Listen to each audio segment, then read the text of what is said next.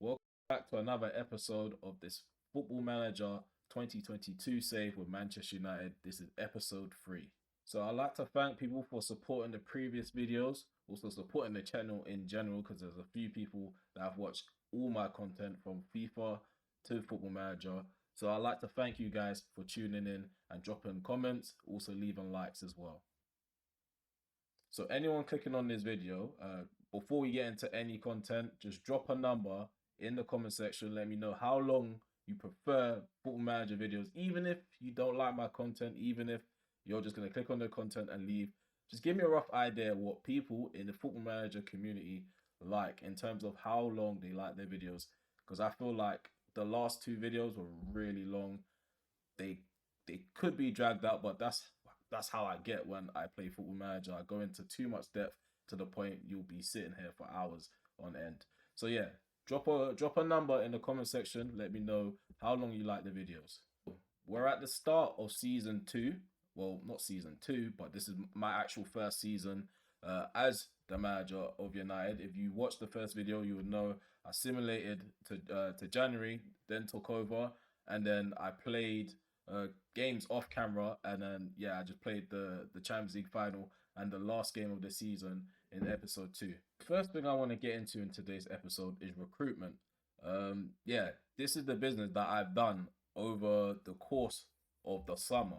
So as you can see, I wasn't bluffing, I wasn't lying when I told you guys I'm a cheapskate. I like to find the best players for the best deals. So as you can see, we're gonna get into the ins first before we get into the outs. So I signed Renato Sanchez. He was up for transfer list, and I was thinking, why? Why is he up for transfer list? I ended up getting him for 10 million. But that's on add-ons. So I didn't pay 10. I said play. I didn't pay 10 million up front. The minimum cost was 10 million, and the add-ons brings it up to 12 million. So he had a good season last season. So I for the life of me, I don't understand why. Yeah, I don't understand why they sold me him for such a small amount of money. Uh, Maybe he was forcing a move. Maybe he forced a move. I didn't actually look into his morale and the reasoning for why he was transfer listed. Normally it says it on the top when you hover over the icon, because I think Chelsea was in for him, and I saw Liverpool as well. So I thought, we are the champions of Europe. Maybe this time he won't snub us. Because if you're familiar with Renato Sanchez and United, he supposedly snubbed us back in 2016 to join Bayern Munich. So yeah, this time around we end up getting our man. I don't know why I'm hovering around the menus. I'm actually meant to be looking at the player, but I'm looking at his former club. But yeah. Let me just go to his happiness. So yeah, he appreciates me as a manager, and I think one thing that pulled him here is the fact when I negotiated with him, I asked Victor Lindelof to basically tap him up a bit. The fact that I had a few Portuguese players here already, like Ronaldo, Fernandes, Delo, and yeah, I think that there helped make his mind up. Also, his agent is Jorge Mendes, so yeah, he has a good relationship with Ronaldo, and if I'm 100% correct, I'm sure David De Gea, our club captain, I let that slip. Sorry. Yeah, David De Gea is also a massive client for Jorge Mendes. So yeah, we got a steal with that one. And another player, we did speak about him at the end of the last episode, as Luis Romo. His contract was ending in December, but Chelsea tried to do an end of contract transfer for him, but I swooped in and just paid basically crumbs for him to just make sure we got over the line. I paid 1.6 million. It can potentially rise up to 2.2 million. I did say at the end of the last episode, players like him do bother me because he's too versatile. I'd rather have like a one-trick pony, so I find someone that's an expert in a particular position.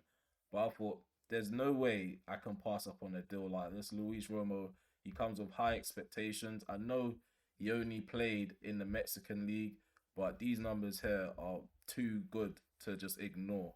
So yeah, I brought him in. He's a ball playing defender, ball winning. Yeah, he is a ball playing defender, but I'm gonna use him as a defensive ball winning midfielder. I always get those two mixed up. So let's get into the outs. Let's get into the outs. As you can see, I basically recouped 48 million from all the players that I got rid of. So we're gonna start with the loans. I loaned Iqbal. Sorry if I'm butchering his name, to South End. Ethan Laird. High potential. Uh, my assistant manager highly recommends me to hold on to him and give him a new contract as well. But yeah, I loaned him out to Burnley. Ethan Galbraith, I wanted to sell him, but I knew it's going to be hard to sell him because yeah, he doesn't really have much pull or pulling power to his name at the moment. So I just loaned him out to Hull City until I can figure something out with him.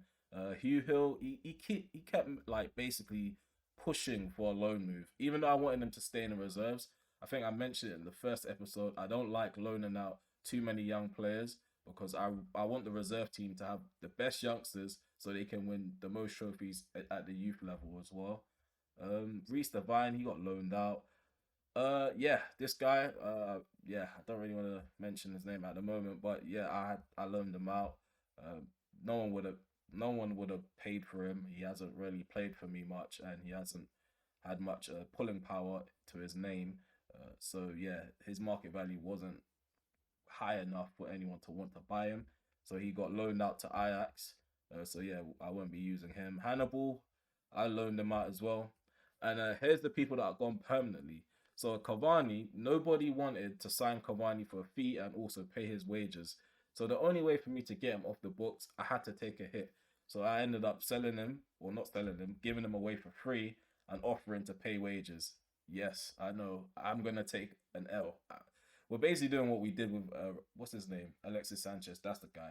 Yeah, I basically gave him away for free, and we're paying, I think, 77k of his wages. So yeah, Napoli kind of have a really good deal. And one thing I do need to mention is that you guys remember I loaned Alanga the moment I joined, but this is why you should always read the fine print. When I loaned him out, I didn't know that Roma put in the fine print that his future fee would have been 1.7 million. That annoyed me. When I found that out, I got a message from my assistant manager saying that he's ready to leave on a permanent basis.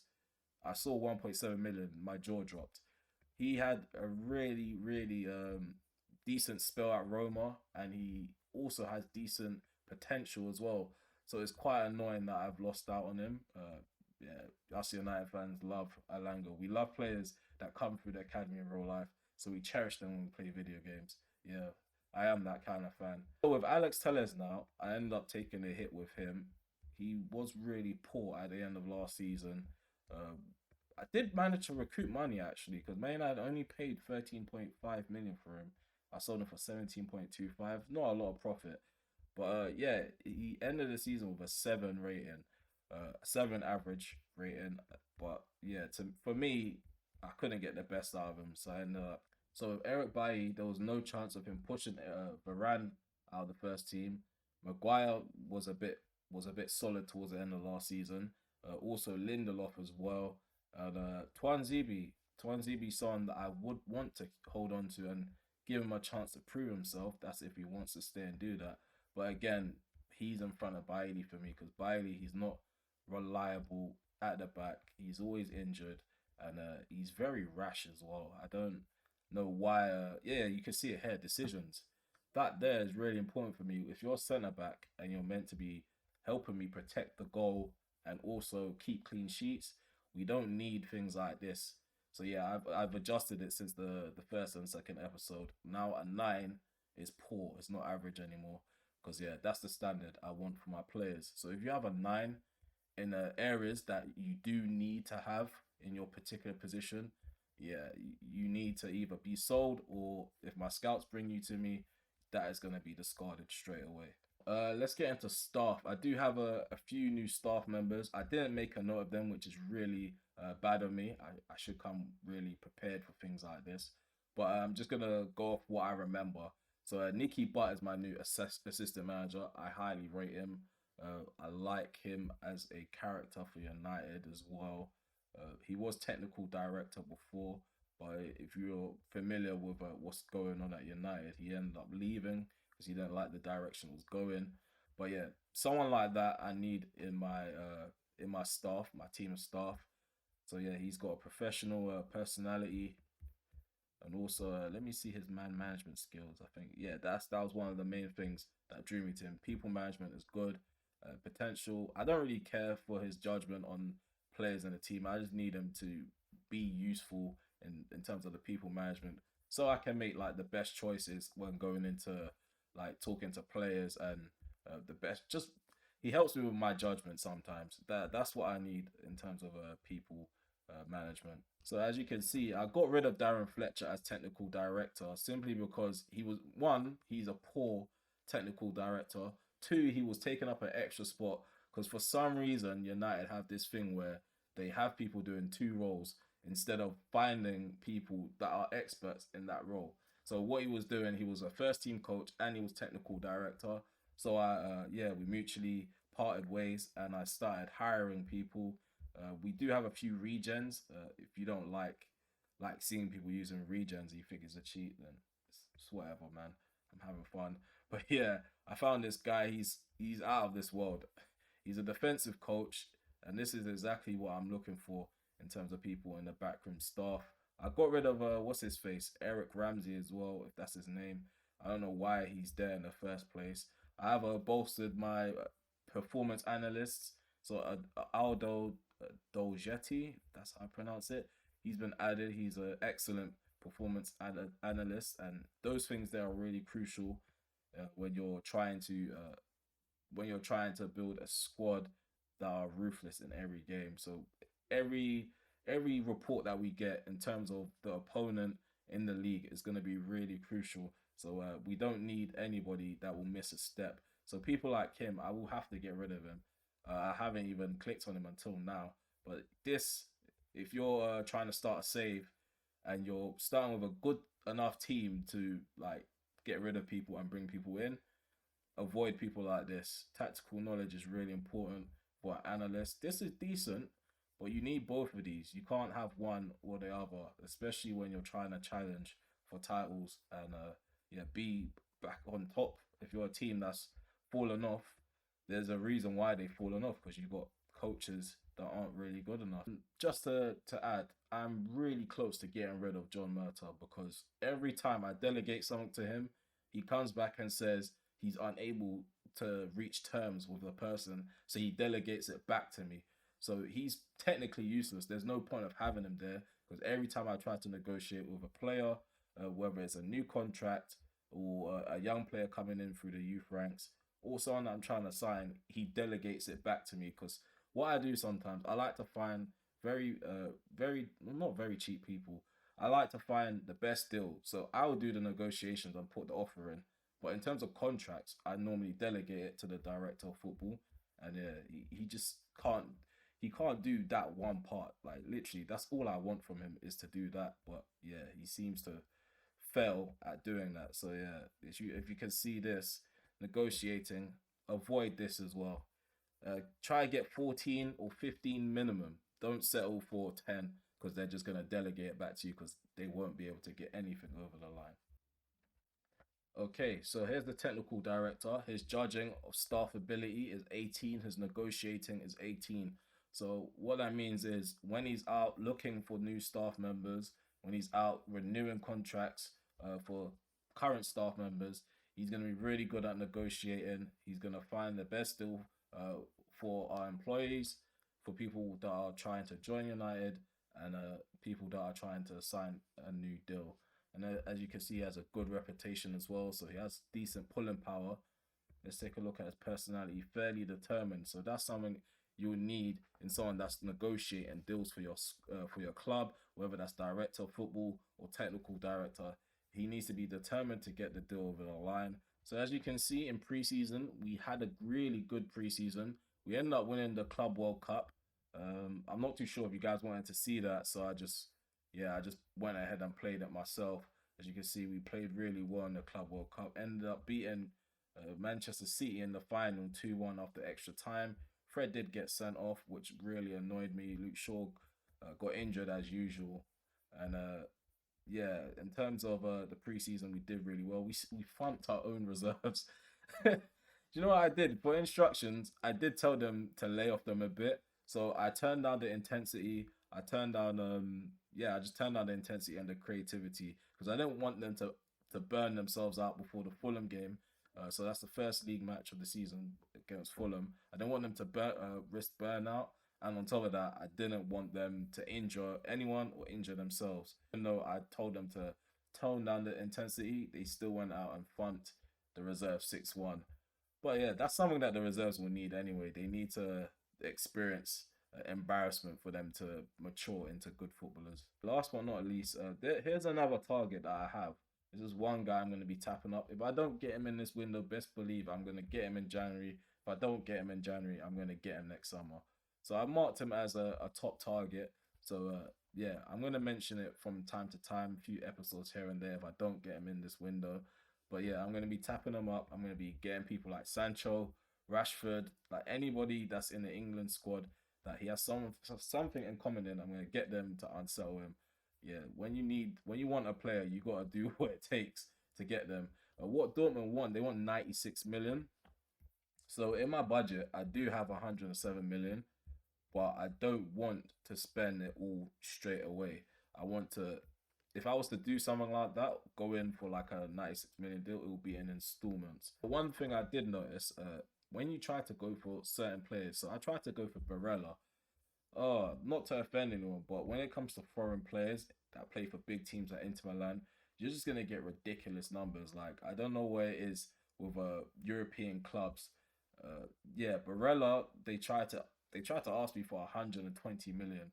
I'm thinking that is just insane. I'm not gonna spend 120 million on one player, and that's excluding add-ons. The add-ons would have went up to 130 something. I was like, no, I'm not gonna spend that. He is a ball winning midfielder. It says here he can be a ball winner and play in the supporting role. He wouldn't tread on anyone's toes. It would be really nice to have Romo, McTominay, and Bellingham. If I do have to get rid of someone in order to keep the squad balanced a bit, then I will do that. But yeah, Bellingham is just a must at this point. Also, I've got a scout report for Angelino. I am in a search for a left back. I need one ASAP because I can't go into this season relying on Luke Shaw. He is injury prone, and on top of that, his performances haven't been consistent towards the end of last season. As you can see, he ended the season on a 6.77, and yeah, I need to see sevens. I don't want to be seeing a 6.77 from a 27-year-old left back. On top of that, he's meant to be a main starter as well. So here's the lineup. It's match day. I am gonna make some tweaks while I talk to you guys. But yeah, here's a reason why you need to be careful of who you put on the starting 11 sometimes. As you can see here, these guys are in terms of their tactical familiarity, they're not 100%. So I won't be starting Ronaldo Sanchez straight away. I'm gonna be dropping Van der Beek there because he's really good as a box to box at the moment. Actually, I can't. Bruno's injured a bit, so Bruno's gonna stay there. It looks like I may have to play Ronaldo Sanchez, start him straight away.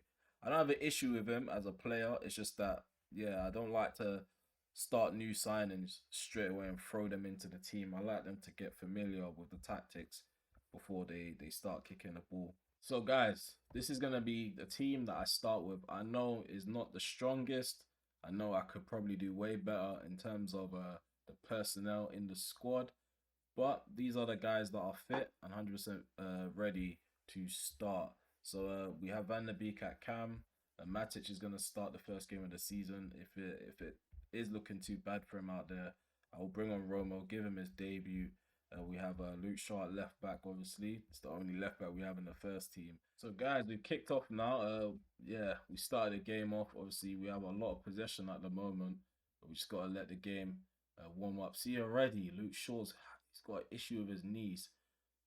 They're instructing me to sub him off. I'm just going to ignore it. Let me see if he shakes off the knock. But that's annoying. I need a left back ace. I probably need to buy two at this point. Nice ball by Shaw into Rashford. Rashford plays in Ronaldo, and another wasteful take by Ronaldo. Should be taken on his stride and scoring. Nice takedown by Matic. Luke Shaw switches playing a lot of long balls. Nice ball by Sancho into Rashford. Cuts it back. Van der Beek. Donny van der Beek in the number 10 role. Look at that. Nice cutback by Rashford. And that ball by Sancho. Oh, I want to see that again. So look at this. Nice ball by Shaw. Great ball by Sancho without even taking a touch. Rashford cuts it back. So the ball's cleared by Wan-Bissaka. He's already got a yellow card. What's going on with the discipline? Nice switch of play there. Here's Rashford. Slips Van der Beek. Van der Beek slips on Ronaldo. Ronaldo had to score that. We're gonna go to VAR. I think he's given it. Hasn't even said whether he's given it or not. They're doing a replay, so I'm assuming that's a goal. Yeah, it's a goal. It counts. To Sanchez. Saka back into Sanchez. See, I may need to take that out of Sanchez's game. I don't know what they were teaching him at Lille and what he learned at Swansea and what he learned at Bayern Munich. But we don't give the ball away like that around here. So it's half time. Looks like it's used to a more urgently pressed. I don't know what to take of that. So it looks like Harry Maguire is used to a more urgent pressing intensity than is being asked of him today. Don't care what Harry Maguire. Harry Maguire, play your damn game, man. You're not the captain no more. I don't know what you think this is. Over in Greece starting fights saying, "Oh, I'm the captain of Manchester." Whatever, man. We don't care what you want. If you don't like it, then tough, because everyone is getting in line. Are doing well. It's just the attack will really wasteful. So I'm just gonna saying I'm not happy with your finishing. I don't care if you're uninspired. It's the absolute truth. It could be 4-0 up. But Ronaldo and Rashford are wasting a lot of chances. Nice ball in behind by Rashford. Here's Ronaldo. Baiting money misses. I knew it. This guy, man. I don't know what's going on with this guy. Very inconsistent. But Amad Diallo's coming on for Sancho. A nice ball by Diallo. There's Rashford. Diallo gets a goal. He gets a goal within minutes of coming on. That's what I like to see. This guy has abundance of talent. Nice movement on the far post. He started that attack mainly. It mainly started from him. It was his nice ball that gave him the opportunity. And he takes it as well. So good goal from the Ivorian. So guys, we ended up winning the first game of the season 3-0 against Fulham. As you can see, there's a lot of greens on this field. Excluding Delo, he didn't have much time because he did come on for a player that had a knock. Luke Shaw ended up ending on a 7.9. To be fair, I think for me, the best player on the field was probably, from what I saw, was probably Van der Beek. His movement off the ball, moving the ball around, connecting all the passes. He did really well in that game. But obviously, because Rashford was involved in most of the goals, he's obviously going to bag the man of the match. So here we are, guys, against Barcelona. We're going to be playing the Super Cup final. There's not too many changes on the side. Fernandes comes back. We have Van der Beek at box-to-box midfield now. He's next to Matic, who remains in the squad. So like I said, I think the only change was Renato Sanchez for Fernandes.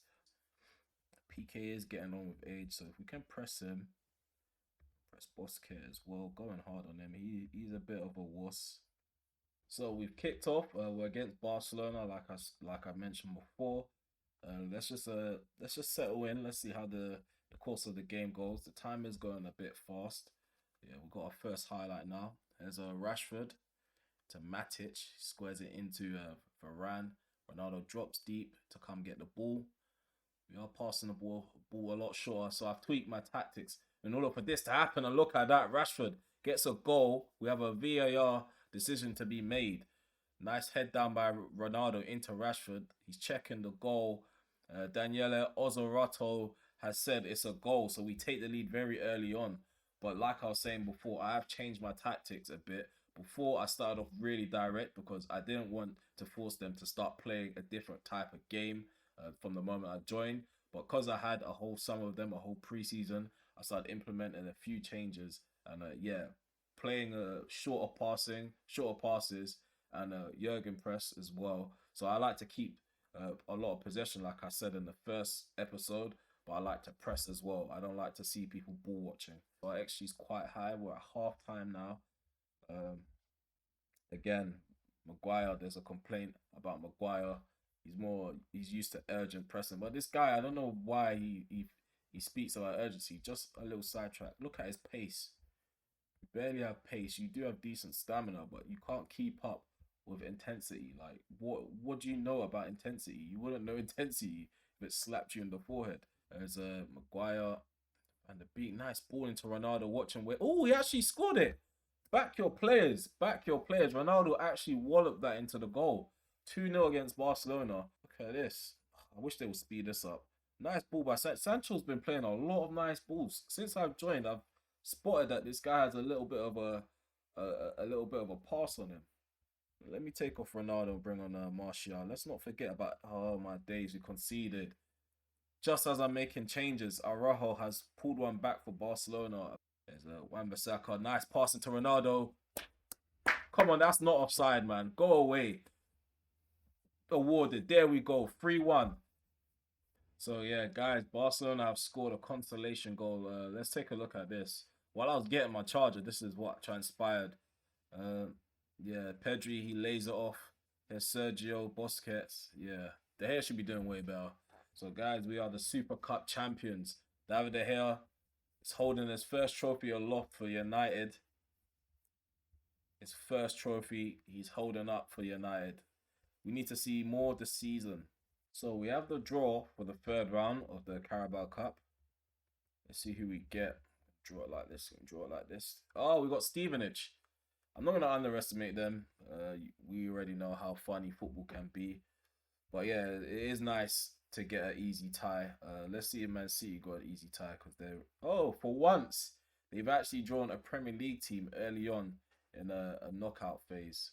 So guys, I just realized because I had to go away from camera quickly, I did end the recording and then look back on it. There's a lot of delayed timing with the face cam, so I sincerely apologize. Yeah, just ignore it. My voice is still there, and yeah, the analysis is still there. It should still be entertaining to you guys. But if you're very picky about the face cams not being in sync, I sincerely apologize. I am a bit of a rookie when it comes to face cam. I am learning how to use it, and as I go along. But I do need to field a strong side. I can't afford to make too many changes because, yeah, Tottenham aren't a weak side. We have just about beaten Barcelona in the last game, and I want to get this win over the line. So yeah, see you on the other side. Tottenham, I don't even know who's in charge. Normally when I join late, teams have already sacked their managers. Let me see if it's Conte quickly. Let me double check before they even put this ball into the back of my net. Who is in charge? It was Luis Enrique. See, I would have said Conte, but it's actually Luis Enrique. My ball-winning midfielder should be doing that. Where's... Oh my God, I knew it. I knew it was going to come. Harry Kane. Oh, that was actually a good goal as well. De Gea, I don't know what he's doing. He needs to be coming for these crosses. Like, I don't know how to... If you know in the comment, let me know in the comment section. How do you get your goalkeeper to actually attack crosses? Because he's literally allowing players to get to it before him. He has the advantage. He has the hands. He can pluck the ball out of the air if he wants to. But he's just allowing players to out-jump him and get to the ball first. So yeah, I need to spare these guys on because this is not good. Well done. Rashford. Come on, pounce on that. Ronaldo. Thank you. Ronaldo has got the equalizer for us. We're back in the game. In fact, the goal came from a mistake by Tanganga. So what I'm going to do... I'm on the wrong menu. Completely wrong menu. Tactics. I have to go all the way here. I'm pretty sure there used to be a shortcut for this. Jaffet Tanganga. I'm going to press him. Trigger press on him. Trigger press on this guy. Also, I'm going to rile this guy up as well. They need to add a... I know I'm asking too much on Football Manager. They add a lot of features. I'm really grateful for how good this game is and how in depth it is. But we should be able to like set players on people that purposely piss people off to encourage a red card. Do you like that? Nice ball in behind. Ronaldo one-on-one with the keeper. Cuts it back. Rashford. Lovely football. This is what we do on the training ground. If you don't believe it from now because you're seeing it. You're seeing it with your own eyes. Ronaldo bringing Rashford into the game. Nice ball by Ronaldo. Nice ball by Van der Beek as well. If it wasn't for that ball by Van der Beek, Ronaldo wouldn't have that much time and space. Højbjerg plays a long ball to the left. Son cuts it back. Oh my flipping days, man. Really? He's on a yellow card. Wan-Bissaka. Come on. There we go, Ronaldo. Ronaldo stepping up again. This guy leading the line. Had a few bad things to say about him in previous matches, but this match, he is the man. Look at that. Nice pass back. It's Wan-Bissaka again. Don't let this guy, don't let it go over your head. This guy has really improved this game. He's always assisting and he's always got a good overlap of running him. There you go. 3-2. 3-2 against Tottenham. Really close game. They gave me a run for my money. We did have a lot of good performances. Delo had a bad one. Don't really blame him. I am gonna. You guys can know I don't blame him, but he's gonna have to get a bollocking. I can't keep playing him out of position, so a left back is a must for me to go into the window for defense. So Wolves are in for Twanzibi. At the moment, I haven't had like a opportunity to play him. Oh, I'm underdoing it. Oh no. Oh no. So they're estimating 19.5 million to 22 million. So I would have just got ripped off. I thought I was doing something good just now. So guys, yeah, I'm just gonna end it here. I don't want this episode to drag on too long. The last episode was 40 minutes. The first one was 29 minutes. I'm gonna try to keep this one as low as possible. Like I said at the beginning of the episode, please let me know as an FM fan, someone that watches FM, people play FM. Let me know what is the basis that you like. Like, how long do you like your videos? Because yeah, I'm new to this. So I don't know how this works. I'm coming off the back of playing FIFA career mode, and I didn't even perfect the length of my videos on that. So yeah, this is just one of them games you get lost in it, and then yeah, you start talking about a lot of things that you're passionate about in terms of this game, and then yeah, you just have a lot of numbers to talk about, a lot of players to talk about, a lot of speculation, and then you get into game time, you start waffling some more. It's just like I just need to find a way to find that perfect number where I can stop the video at, and then you guys are able to just sit through it and enjoy the content. But yeah, if you made it this far in this episode, I'm happy that you have, and also yeah, leave a like, subscribe to the channel if you're new. Like I said before, drop some comments below. Hit the notification bell. There's going to be a lot more to come from for content like this, because I'm really enjoying it. As you can see, I'm talking a lot. Probably talking way more than I do when I play FIFA. But yeah, I hope to see you in episode 4. And yeah, take care. Goodbye for now.